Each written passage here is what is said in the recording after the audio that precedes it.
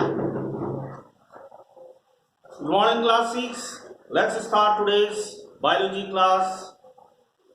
In biology, in the chapter number 3, human body organ system, we have already completed digestive system, digestion, and then after that, we also studied about indigestion, causes of indigestion in the previous class, and then and then how to maintain the healthy habits. This also we discussed, healthy food habits. Then we started a new topic, that is human respiratory system. The same topic we are going to continue in this video today.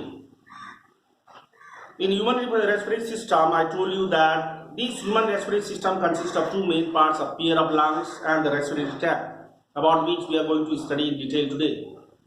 And then after that, I told you that this respiration is a process in the living organism by which the energy is produced, and the same energy we use to do various type of activities. Respiration is one of the very important characteristics of all the living organism. All the living organism, they respire. Okay.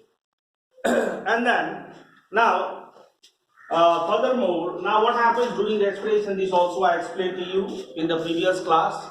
During respiration, the exchange of gases takes place, that is oxygen is inhaled and carbon dioxide is given out, and the food molecules which are stored in each and every cells, they get oxidized, okay, or they get broken down to release the energy, okay, to release the energy. Now here in the book also, the reaction is explained. Now what happens is that the glucose during respiration,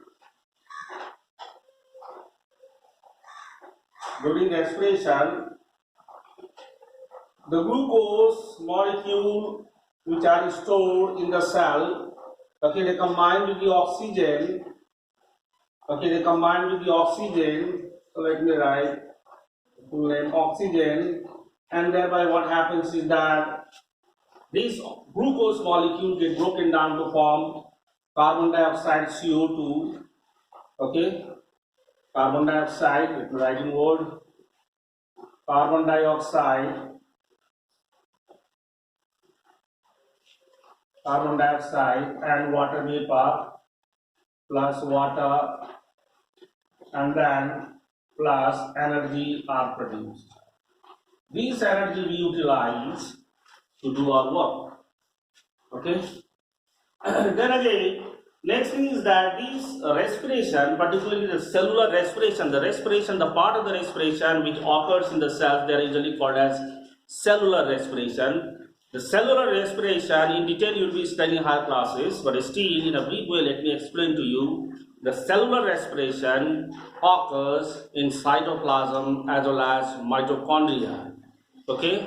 So if you are asked about the site of cellular respiration, you can write that the mitochondria, because as we have already studied that mitochondria is the site of cellular respiration. It is the cell organelle where the energy is produced. So that is why it is referred to as powerhouse of the cell. So this point also you can remember, students. Then again after that, now let us draw the diagram for human respiratory diagram of human respiratory system. Okay, this diagram you require to draw in your copy as well. Okay, so practice. Let me draw here. Okay, let me draw here. Okay, the nose. It's going long nose. Okay, nose. Then again mouth. Then again chin. Then again like this. Okay. Now back side head region, neck, like this. Okay. Now from the nose portion, we'll draw like this. Nose portion, and then there is a structure which separates mouth cavity from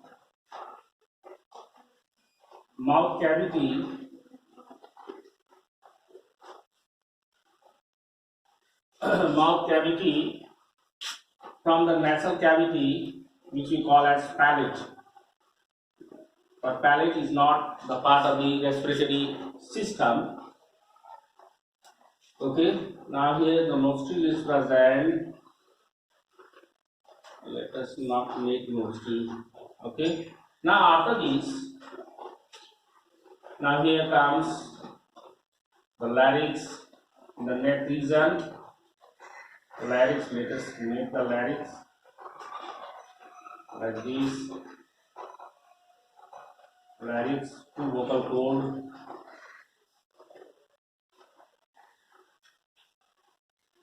Then windpipe, this windpipe breaks up, bifurcates, okay.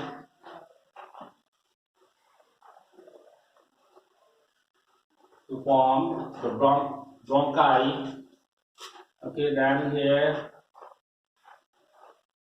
comes the lungs.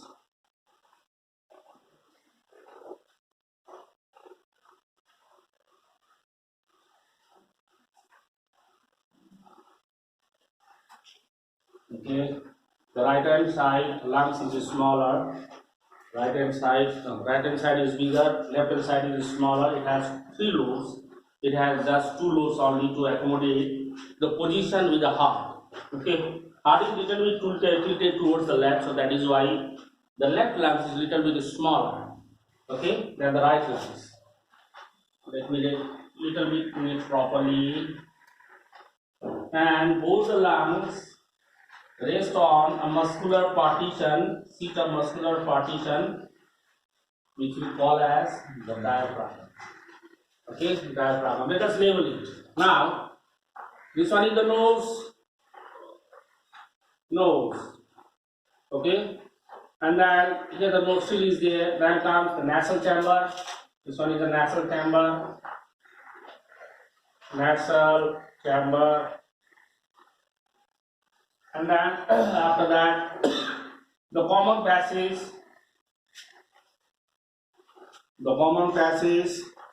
between the buccal cavity and the nasal chamber is what we call the pharynx.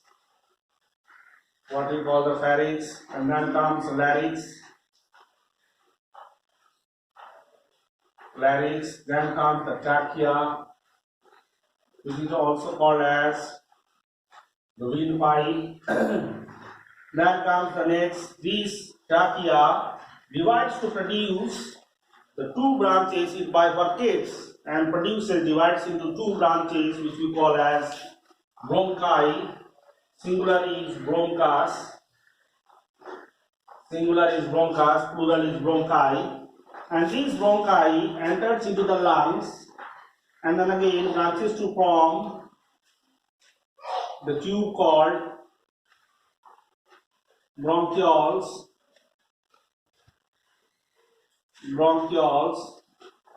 Okay, bronchioles. And bronchioles further branches to form alveolar duct. Okay, branches to form alveolar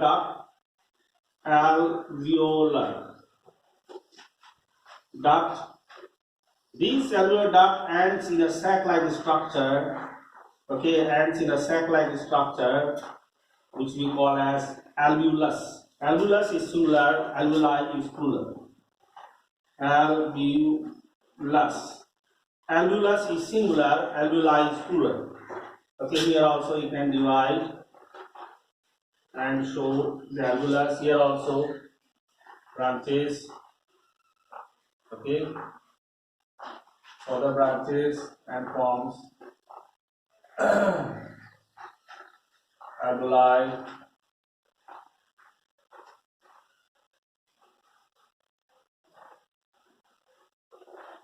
Okay, so this way you can draw the diagram for human respiratory system.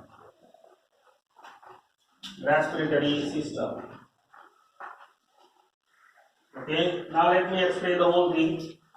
Now what happens is, when we inhale the ear first enters through the 2 holes of the nose, which are called nostrils.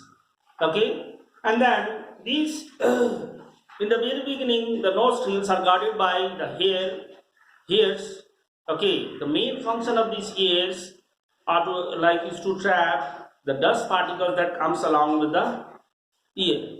Okay, that comes along with the ear. Then after that, the ear enters into the nasal chamber. This nasal chamber is lined by the membrane which we call as mucous membrane. This mucous membrane secretes the fluid which we call as mucus. This mucus, what it does, it traps the germs that comes along with the ear. Okay, that comes along with the ear. And in the nasal chamber, one more thing is done, that is the ear is warmed. Okay, ear is warmed because the cold air, if allowed to enter into the lungs, then we may suffer from diseases. Okay, we may suffer from certain problems, respiratory problems. Okay, so that is why in the nasal chamber the ear is warmed properly. Then after that the ear will come to the pharynx.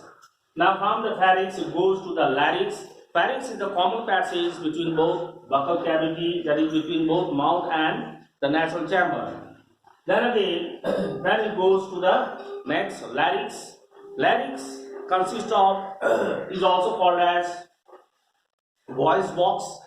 Here the voice is produced. Okay, this larynx consists of two vocal cords. Okay, two vocal cords are there, which are usually made up of ligaments. Okay, two vocal cords, two threads of ligaments are present in it. So whenever we expel the air, then sound is produced by its vibration. Okay, so that is why it is referred to as voice box. Okay, larynx. The larynx, particularly in the male, is visible as Adam's apple. Here is also often referred to as Adam's apple. In male, okay, little bit comes out as they become matured. Okay, then again after that, this larynx. After larynx comes the trachea. The ear comes to the trachea. This trachea is provided with the C-shaped cartilaginous ring. Okay, C-shaped cartilaginous ring, half rings. Okay, which opens back side. Okay, this way it remains here. In front it is smooth, and at the back side it is open like this. Okay, this cartilaginous ring, what it does, it always keeps the windpipe open, distended. Okay, it always keeps the windpipe open. Then again, one more important thing you need to remember about epiglottis. Okay, epiglottis.